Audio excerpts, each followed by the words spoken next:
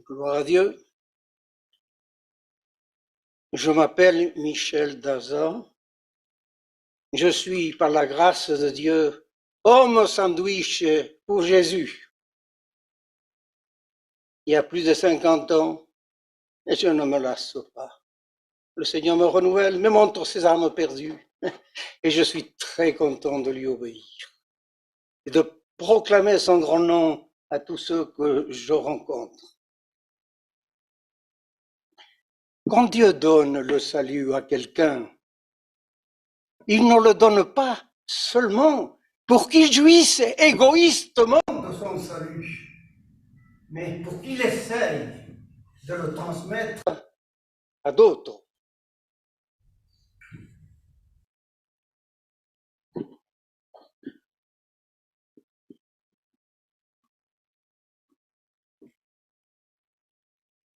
Mon message, il s'agit de l'évangélisation, bien entendu. Je ne sais pas autre chose.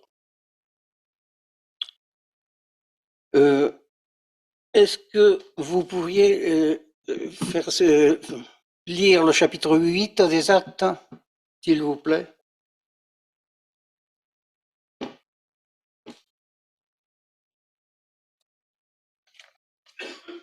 Ça me facilitera la tâche. C'est possible ou pas? Le chapitre 8 des Actes, ça m'arrangerait beaucoup.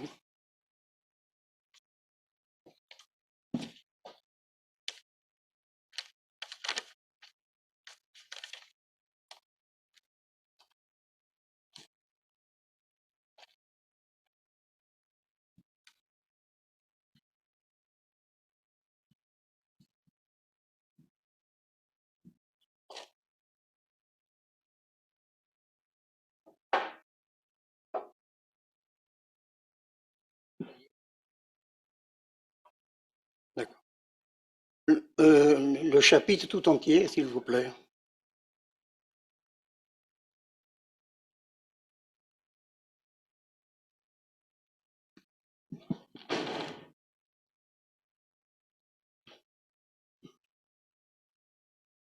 Je pense que c'est lu. Si tu veux, oui. Merci. Donc on va lire ce chapitre du livre des Actes. Saul approuvait l'exécution d'Étienne.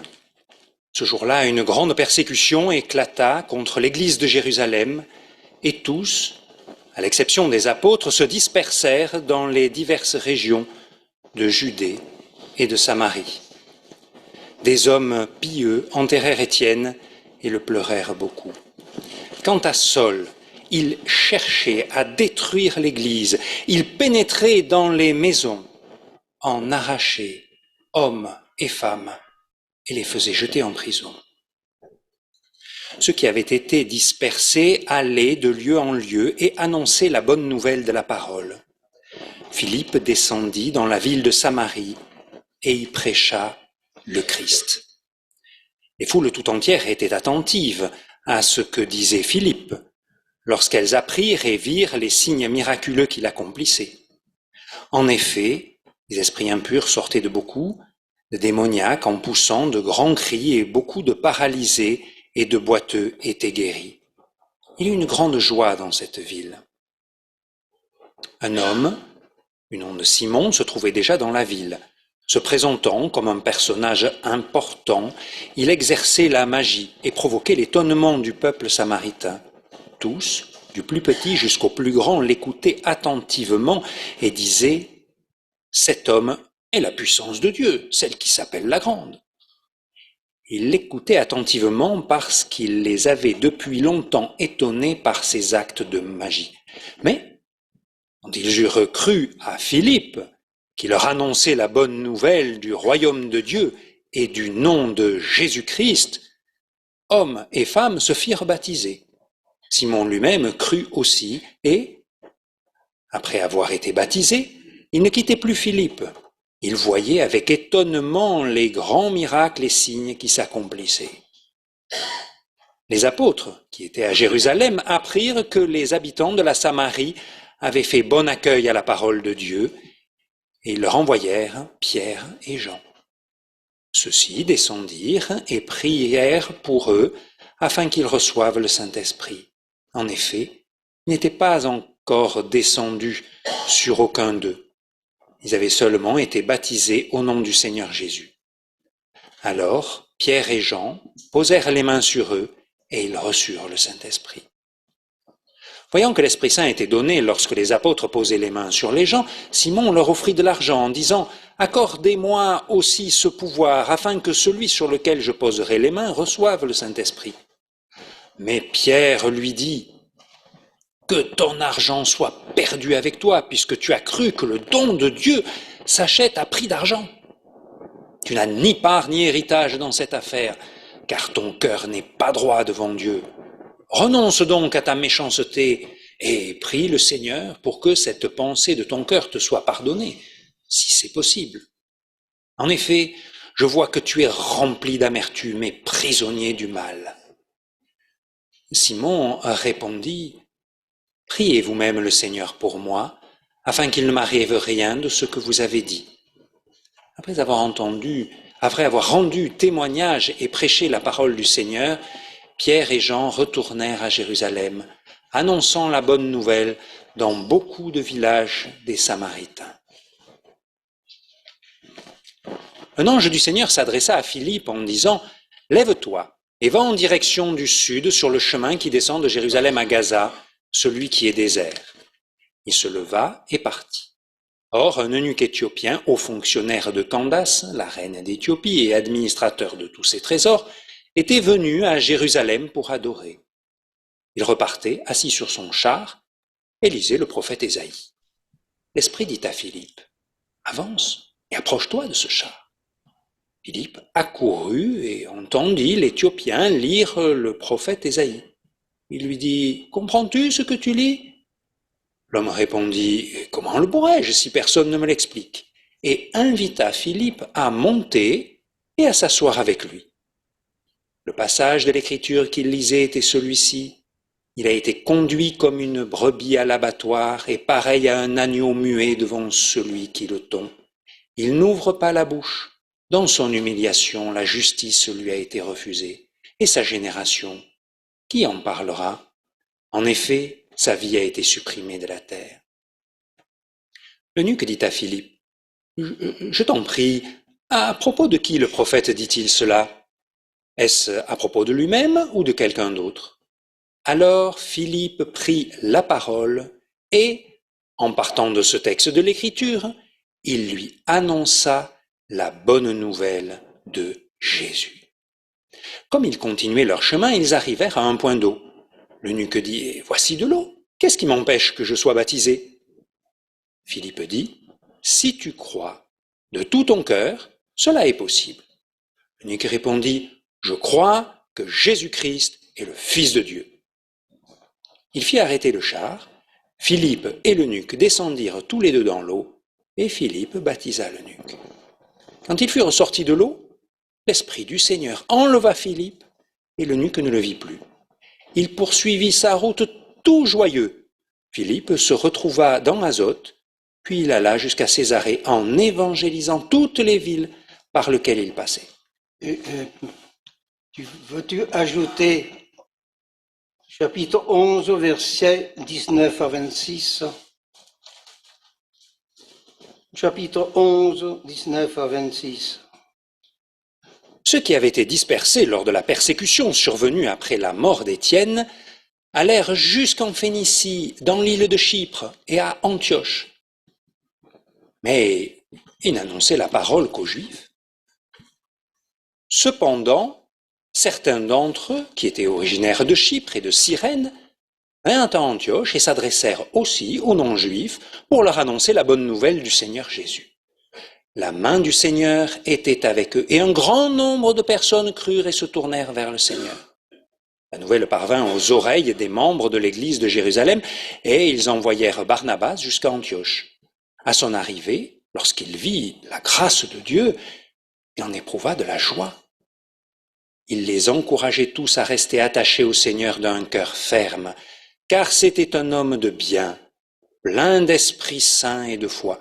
Une foule assez nombreuse s'attacha au Seigneur. Barnabas se rendit ensuite à Tarse pour aller chercher Saul. Quand il l'eut trouvé, il l'amena à Antioche.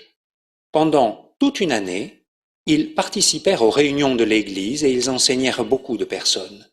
C'est à Antioche que, pour la première fois, les disciples furent appelés chrétiens. Voilà une petite introduction qui nous permettra à mieux comprendre ce que nous venons de lire. Luc 24, 45 et 49, je vais lire. Alors, il leur ouvrit l'esprit afin qu'ils comprennent les Écritures. Il leur dit, ainsi, il est écrit que Christ souffrirait et qu'il ressusciterait de mort le troisième jour, et que la repentance et le pardon des péchés seraient prêchés en son nom à toutes les nations, à commencer par Jérusalem. Cela n'a pas été fait. Cela n'a pas été fait.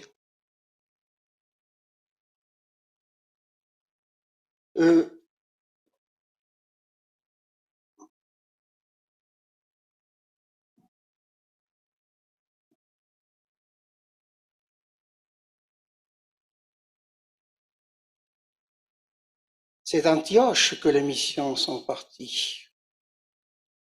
C'est d'Antioche que Paul et le lévite Barnabas sont partis. Vous serez mes témoins. Les dernières paroles du Seigneur Jésus sur la terre, il a dit, vous recevrez l'Esprit Saint et vous serez mes témoins. En commençant par Jérusalem. Cela n'a pas été fait et nous allons le voir par la suite. Et le temps passé, Pierre se plaisait chez Simon à Joppé, acte 9, 43, je crois, ou 9, 31 ou 40, à 43, pardon. Donc, voilà. Alors, je reviens à l'évangélisation. Vous verrez que je suis un petit peu... Ce n'est pas la vue des personnes car je suis habitué et c'est plus facile de prêcher dans l'église que dehors. Mais j'ai presque pas dormi cette nuit, mais j'ai eu la conviction que je devais faire face. L'évangélisation est la raison d'être de l'église sur la terre. C'est dans ce but que lui a été donnée la puissance de l'esprit. Évangéliser est la raison d'être de l'Église ici-bas, je le répète, et c'est dans ce but que lui est donnée la puissance de l'esprit.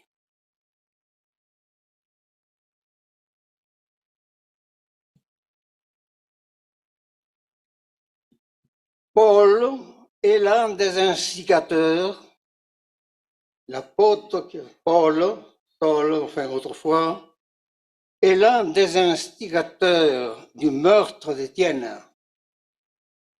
Je ne vous apprends rien, je n'ai pas non plus la prétention. Pierre et les autres apôtres témoins de la résurrection ne se pressaient pas pour annoncer, pour aller évangéliser les nations. Surtout Pierre, comme je l'ai déjà dit, il était à Joppé, Jaffa aujourd'hui, et il avait l'air de se plaire. On fait souvent ce qui nous plaît. Par exemple, on se plaît beaucoup à prêcher dans l'église, mais on ne se plaît pas beaucoup de le faire dehors.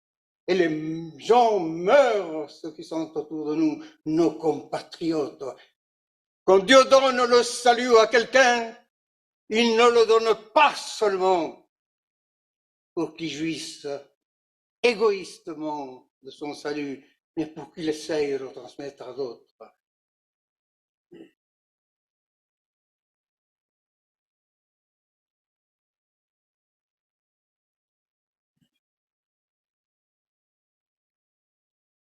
Dieu va permettre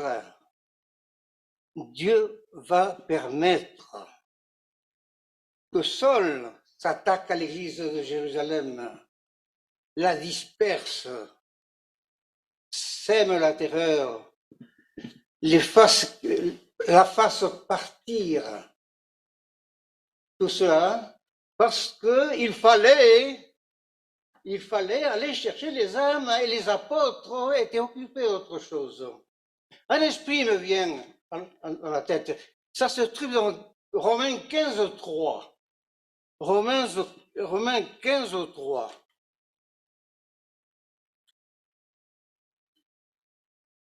Excusez cette parenthèse.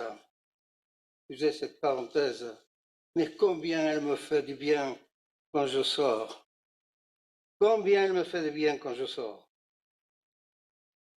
Annoncer Jésus aux autorités. Monsieur le maire, monsieur le député, j'ai rencontré Madame Mitterrand à un certain moment. Et je vous rappelle que j'ai fait 13 festivals de Cannes. 13 fois le festival de Cannes au nom de sandwich. Bien sûr, maintenant je marche vers les 90 ans. En plus, mains et jambes défaillent. Romains 15, 3, soyez patient avec moi, je vous en prie. 14, 15, 3. Ah, le voilà. Car Christ n'a pas cherché ce qui lui plaisait, mais selon qu'il est écrit, les ouvrages de ceux qui t'insultent sont tombés sur moi. Quand nous témoignons de Christ dehors, combien nous sommes méprisés, combien nous sommes méprisés. Mais aujourd'hui que je diminue et je le sens bien, et encore plus ce matin où j'ai passé la nuit en veille. Et ce n'est pas parce que je pensais que j'avais la possibilité de prêcher devant des frères et sœurs que j'aime beaucoup, particulièrement ceux que j'aime depuis longtemps, Monsieur Sauve, Madame Sauve et d'autres, mon frère Alain, Eric, et mes bien-aimés que je vois presque tous les jours. Alors, donc, Pierre était mieux, il se plaisait, il se plaisait très bien chez Simon. Et il le savait, parce que, comme on verra peut-être dans les actes 15 tout à l'heure en passant, il savait qu'il avait été appelé pour ouvrir la porte aux païens. Il a fait au non-juif au chapitre 2, mais en fait, aux païens. Et il le reconnaît. Je peux d'ailleurs vous citer, c'est dans 15, 6, 9. Enfin, laissons pour le moment, ne le lisons pas. Acte 15, 6, 9, Pierre. Et il a fallu qu'on aille le chercher. Vous vous rappelez de l'acte 10, quand un ange apparaît à Corneille, au moment où il ouvrit, où Pierre ouvrit la porte aux païens chez Corneille. Il a fallu que l'ange dise à Corneille, va chercher Pierre, va chercher Pierre. Je continue. On ne se pressait pas à l'origine, on ne se presse pas maintenant que nous sommes à la fin des temps, que nous vivons des temps critiques. Et je vous dis combien je suis heureux d'être renouvelé. Quand je sors et je n'ai pas le nom de Jésus qui sauve et transforme aujourd'hui tous ceux qui lui font confiance. J'ai mauvaise conscience. Oh, j'aurais pu prendre mes panneaux, ces voitures. J'ai des témoignages des personnes qui se sont converties en lisant le nom de Jésus. Je me souviens, j'avais quitté Paris, où j'étais très bien installé modestement, puisque je vivais pas l'enfant. Mais j'ai eu l'occasion d'avoir un appartement, j'avais tout. Et je prends le train pour le Lens-le-Saunier dans le Jura. Et je ne fais que descendre du train avec mes panneaux qu'une voiture passe en sens unique. Tu vois les panneaux, hein, c'était un couple et qui se convertissent. Ils me cherchaient, ils ne me trouvaient pas. Mais moi, je suis allé d'autres jours au marché de la ville et ils m'ont retrouvé. Des catholiques fervents, tout ça. Je leur ai présenté le salut, tout ça. Je les ai invités à venir à une réunion d'église. Parce que moi, j'envoie tout le monde à l'église. Moi, les contacts, je ne les garde pas pour moi, je les envoie aux églises. Bon, depuis qu'il y a l'ambassade, j'essaie de les amener à l'ambassade. Et donc, 4 mois, l'époux et l'épouse, enfin le couple s'est fait baptiser. Excusez cette parenthèse, je la ferme.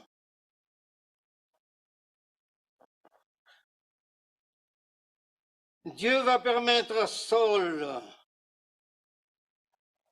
de persécuter l'église de Jérusalem afin de témoigner aux Samaritains et aux nations par la suite. Merci, je te fais transmission de pensée. J'allais le demander, mais je n'ai pas osé le demander. Merci, mon frère bien-aimé.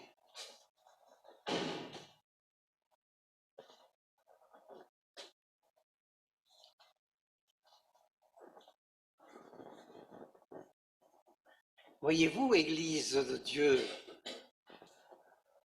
vous qui avez été rachetés par le sang de Jésus, qui avez été sauvés comme moi par grâce, par pure grâce, c'est l'Église qui va commencer l'évangélisation de non-juifs. D'abord la Samarie, et ils sont allés jusqu'Antioche. C'est l'Église.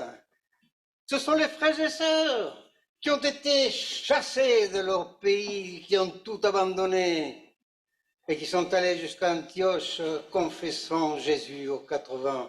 C'est ma pensée quand je sors avec mes panneaux, que je me retourne et je touche les gens aux 80.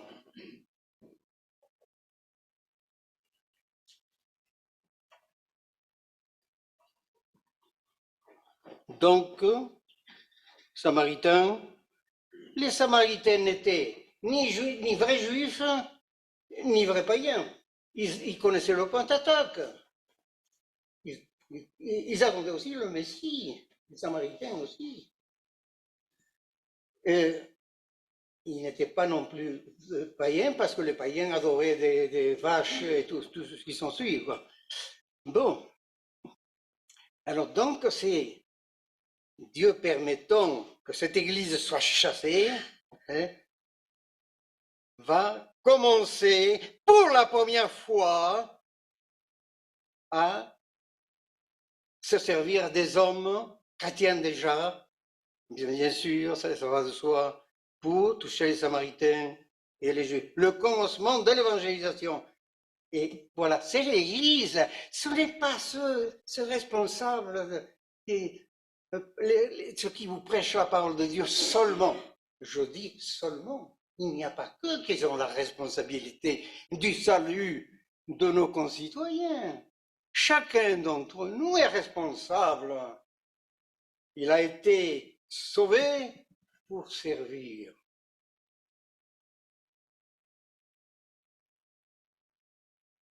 L'évangélisation, mes bien-aimés, est la marque d'une vie chrétienne puissante qui ne peut se limiter à l'Église, mais qui essaie de conquérir le monde.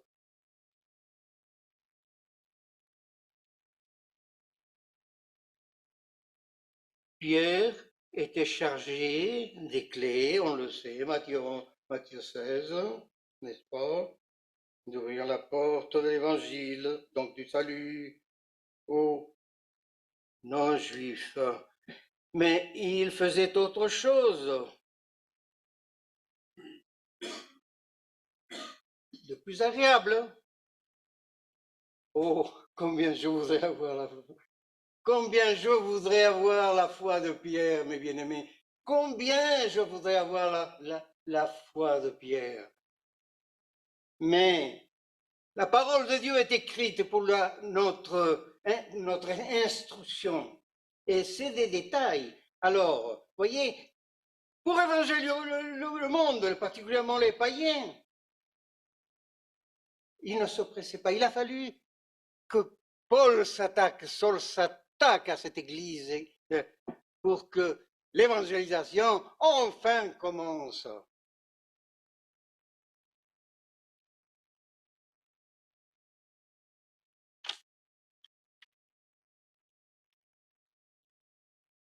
Dernières paroles de Jésus. Les dernières paroles de Jésus sont oubliées. Les perdus peuvent attendre. Évangéliser. Oh, n'est pas si important. Où on a le temps de le faire. C'est pour ça que le temps passait. Et comme les apôtres ne bougeaient pas, ils ne prenaient pas en conscience la perte des païens, et nous y sommes concernés. Eh bien, c'est l'Église qui va les entraîner à évangéliser. Et Paul a choisi un lévite pardon, et le Saint-Esprit a choisi un lévite converti de bonne heure, avec Paul, qui sera ce grand apôtre Paul que j'aime tant lire. À cause de lui, un de mes enfants s'appelle Paul. Et combien j'en souffre pour lui. C'est le seul qui n'est pas converti sur 4. Soyez patients, mes bien-aimés.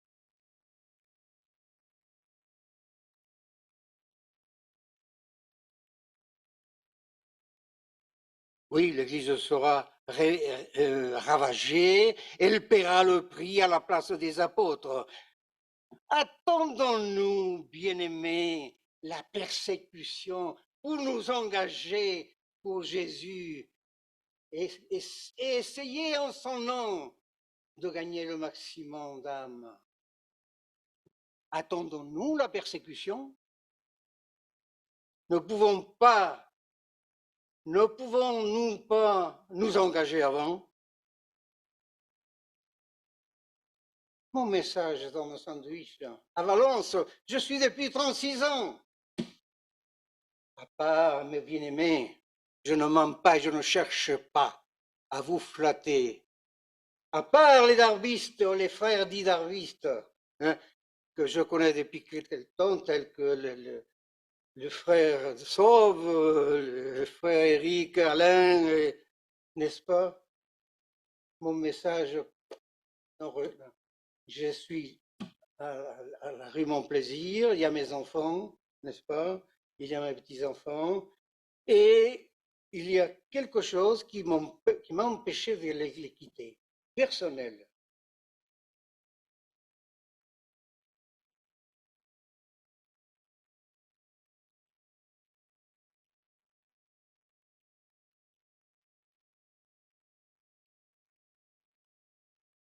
Pour faire avancer l'œuvre de Dieu dans notre ville, le risque, la disponibilité et la mobilité sont indispensables, bien-aimés. Oui, il y a risque, il y a risque. Pas beaucoup, mais il y a quand même. Il faut faire comme la Samaritaine, c'est la cruche de notre orgueil, de notre personnalité, du quand dira-t-on, etc., etc. Et on n'est pas bien vu au travail, attention. Hein. Ah, on n'est pas bien vu au travail quand on sort dehors.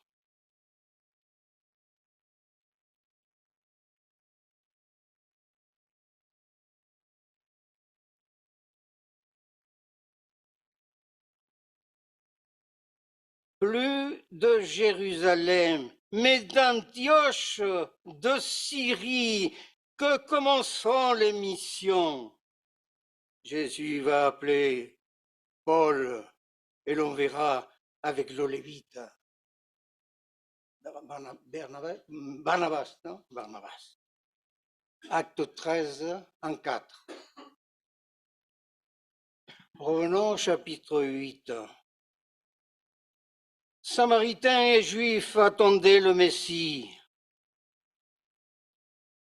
qui accomplirait la prophétie de Deutéronome 18, 15.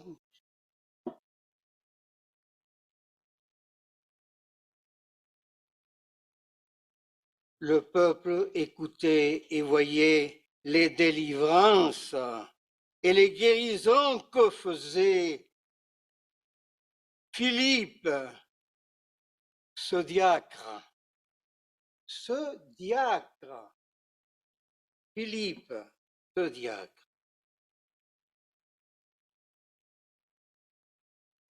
Je lis le verset 17, 8, 17.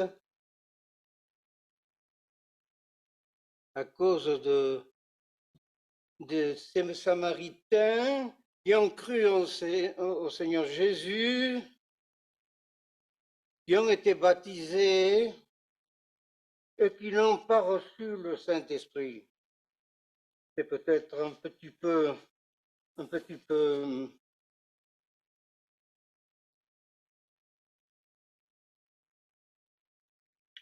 compliqué, mais enfin, on va essayer de l'expliquer. C'est un homme sandwich qui vous parle. Alors, un petit peu de patience. Si les Samaritains avaient reçu le Saint-Esprit, cela aurait pu créer parmi les apôtres un certain doute et peut-être même des discordes. Rappelez-vous quand Simon est allé chez les païens, n'est-ce pas, au chapitre 11, Pierre a été obligé de se justifier, il a mangé avec les païens, il a mangé chez les païens. Alors donc, c'est la prédication de Philippe qui a permis, n'est-ce pas, que les Samaritains se tournent vers Jésus. Alors, il n'était pas un apôtre, il servait les tables parmi les hellénistes, les juifs de langue grecque. Bon, cela aurait compliqué la chose.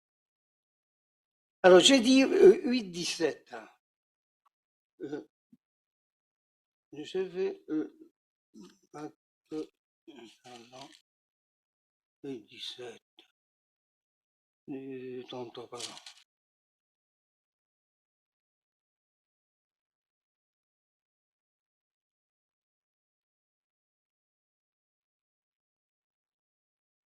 Alors Pierre et Jean leur imposèrent les mains et ils reçurent le Saint-Esprit.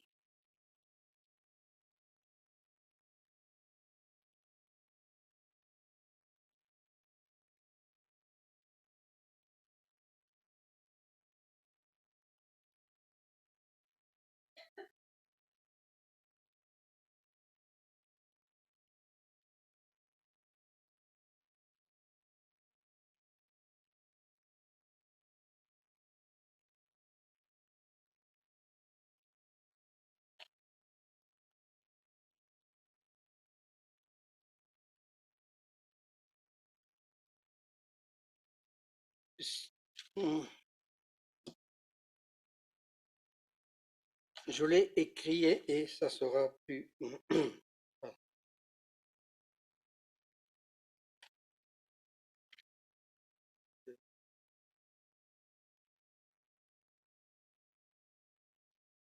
Rien ne dit que Philippe n'était pas à la hauteur de la situation, mais les apôtres eurent à cœur de l'aider.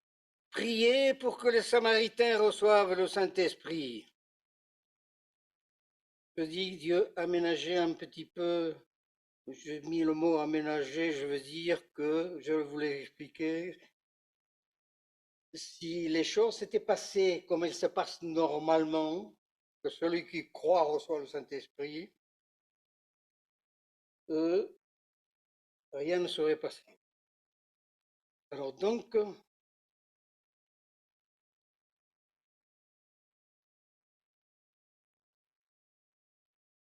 alors, j'ai dit que rien ne dit que tous ne parlent pas en langue. Mais là, hein, en Corinthiens 12, 30, tous ne parlent pas en langue.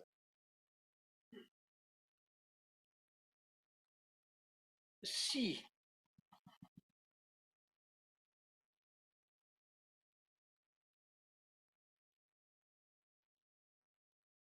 pour les Samaritains, priez pour que les Samaritains reçoivent le Saint-Esprit. Philippe n'était un apôtre.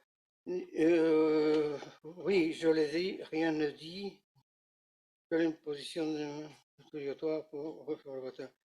Pas de trace d'imposition des mains le jour de la Pentecôte, ni chez Corneille, acte 10, 46. Alors, ni le jour de Pentecôte, ni chez Corneille. Bon, pas de trace. Ananias imposa les mains à Paul pour qu'il soit guéri et reçoive en même temps le Saint-Esprit. Simon, le magicien, Simon ne reçut pas l'imposition des mains. Philippe reçoit l'ordre de suivre un char. Considérons ce que Dieu a fait par Philippe, qui servait aux tables et par les chrétiens dispersés. Le Saint-Esprit se servira de tous ceux qui lui sont disponibles. Nous, le Saint-Esprit est mentionné, hein, nous avons le Saint-Esprit, il est mentionné 62 fois dans les actes et 30 fois le mot témoin. Le bon nous, il faut que nous nous levions et que nous allions chercher les âmes.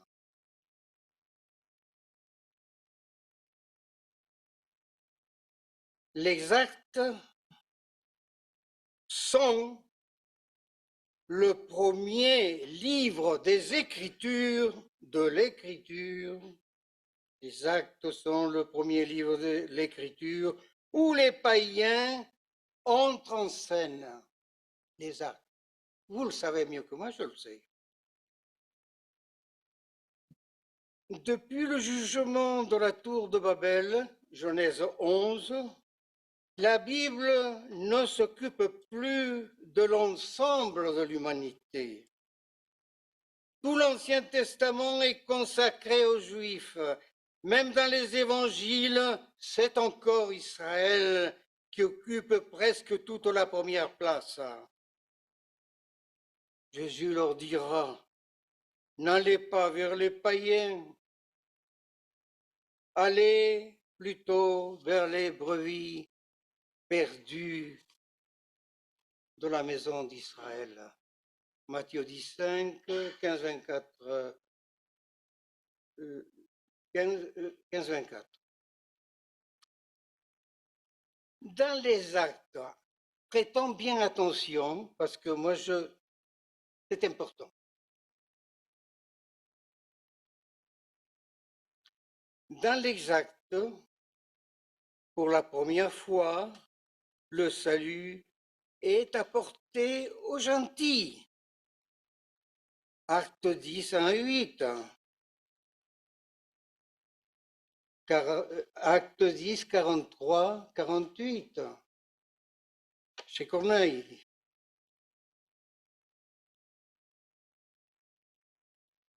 Les actes sont donc à ce point de vue comme une charnière dans la Bible, un point tournant d'une importance capitale.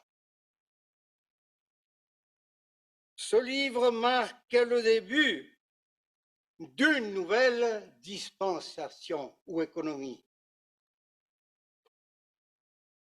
Dans l'Ancien Testament, nous avons la dispensation du Père. Dieu pour nous. Dieu aime les hommes et prépare leur salut. Mais il y a le problème du péché à régler.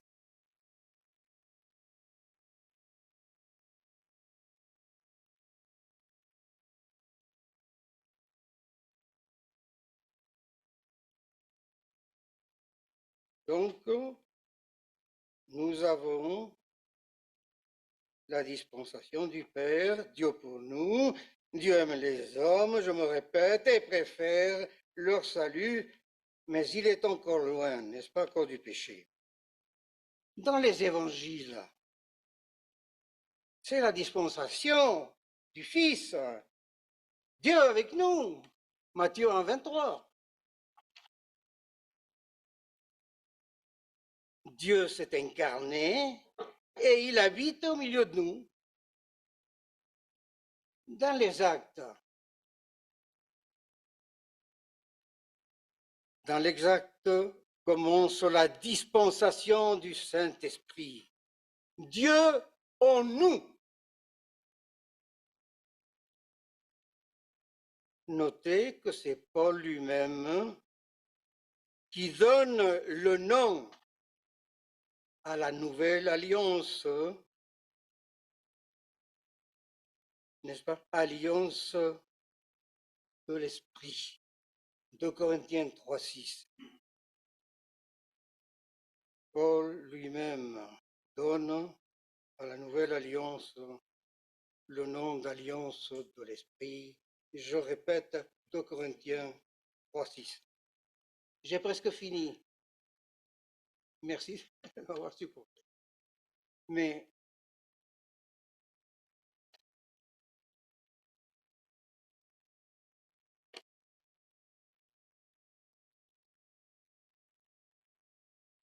désormais, le Seigneur habite avec l'Esprit. Désormais, actuellement, et depuis le jour de la Pentecôte, désormais, le Seigneur habite avec l'Esprit. Le Seigneur habite avec l'Esprit dans le cœur de croyants. Et il agit dans le monde par le moyen de l'Église, qui est son corps et son temple.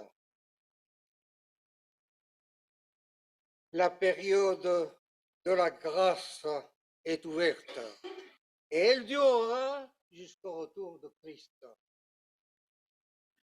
Évangéliser est la raison d'être de l'Église ici-bas. Et dans ce but que lui est donnée la puissance de l'Esprit, levons-nous et cherchons les perdus, afin que sauvés par grâce deviennent des adorateurs pour Dieu le Père. Pour devenir adorateur, ce que le Père cherche, selon les paroles de Jésus dans Jean 4, 23, 24 à la Samaritaine. Il cherche des adorateurs. Mais pour qu'il y ait des adorateurs, il faut les évangéliser pour qu'ils deviennent par la suite, et pour tout, et dans chaque génération, des adorateurs. Mais d'abord, il faut les convertir. Je me suis bien expliqué là? C'est compris. Bon. Voilà. J'ai dit tout à l'heure, l'évangélisation est toujours la marque d'une vie chrétienne puissante. qui ne peut se limiter à l'Église, elle ne peut pas se limiter aux gens qui viennent dans notre Église. Pour les évangéliser, il faut chercher les autres, il faut chercher ceux qui ne viennent pas. Je ne dis pas qu'il faille, je ne dis pas qu'il faille les négliger, non, non, je ne dis pas qu'il faille les négliger, mais s'occuper strictement comme on fait, pas chez vous d'ailleurs, à s'occuper des gens parce qu'ils sont venus à l'église. S'ils sont venus à l'église, disait un pasteur pentecôtiste une fois, là, et je l'ai écouté, ceux qui sont venus, c'est parce qu'ils ont été contactés dehors. Que le Seigneur Jésus vous bénisse. Combien je vous dois, mes frères et sœurs, vous qui m'avez pris au sérieux, je dirais que qui m'avez aidé même en 88 quand je suis arrivé à l'agence. Il n'y a que vous. Soyez bénis au nom tout-puissant de Jésus, mon bouclier, ma gloire et mon avenir.